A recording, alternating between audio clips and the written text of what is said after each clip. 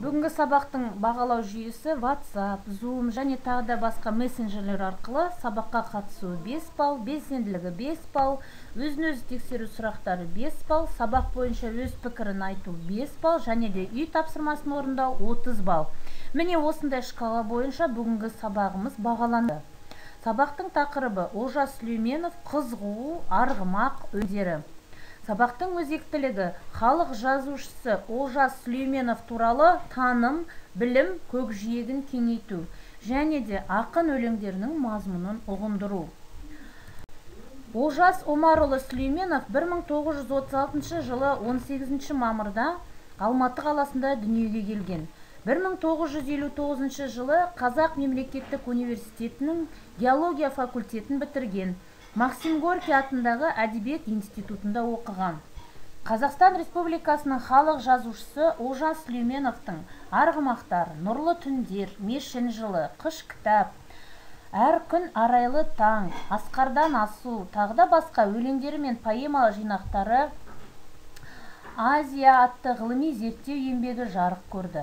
Ақынның әдеби сценарийі бойынша Бабалар жері, Көгілдір маршрут, Қыс қысылшаң мезгіл, Мұхтар Әуезов туралы сөз, тағы да басқа кинофильмдер түсірілді. Енді біз сіздермен бағанағы айтқан қыз қуу, арғымақ және де Махамбетке өлеңдерімен қысқаша түсінік аламыз.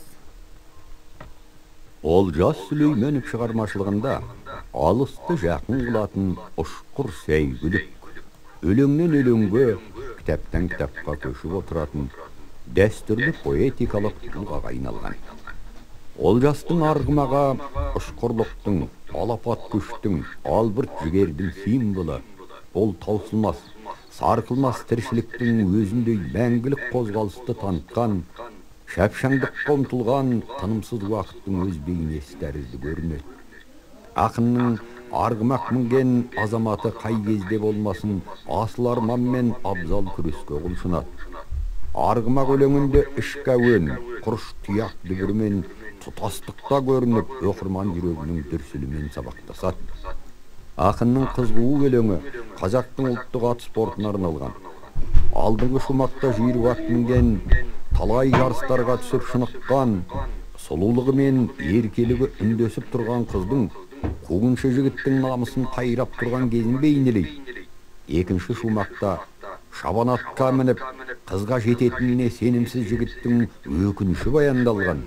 Ақын шығармада қазақтың ұлттық ойынын дәріптеумен қатар, дала қызының өр мінезін, қандай кезде де жігіттерді намысқойлыққа, жауапкершілікке, арман мақсатқа жұмылдыруға ұйытқы бола алатын жетекшілік рөлін көрсеткен. Махамбетке өлеңінде ақынның күрескер тұлғасы көрініс береді. Махамбет нәзік жанды ақын болғанмен, ел басына күн туған заманда даланың жолбарысына, көкжалына айналады. Ханға да, сұлтанға да шындықты бетке айту ақынның алдында өткен Қазтуған, Доспанбет, Жиенбет сияқты батыр жыраулардан қалған дәстүр.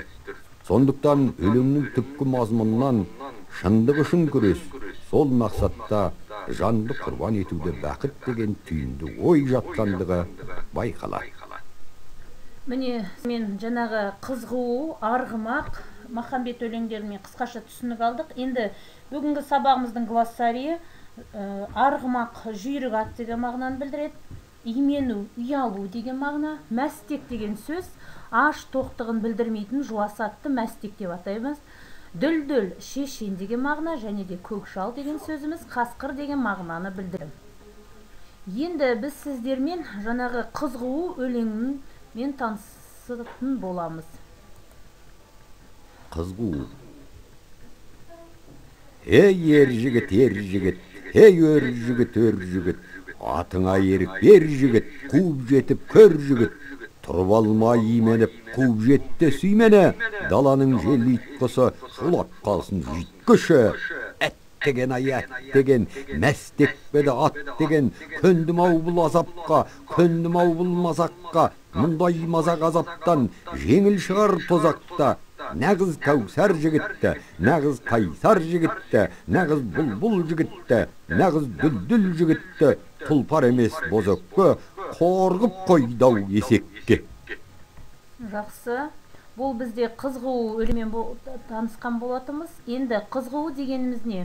Өзге халықтар сияқты қазақтың да ертеден қалыптасқан, атадан балаға мұра болып жалғасып келе жатқан ұлттық ойын, сауық түрлері бар.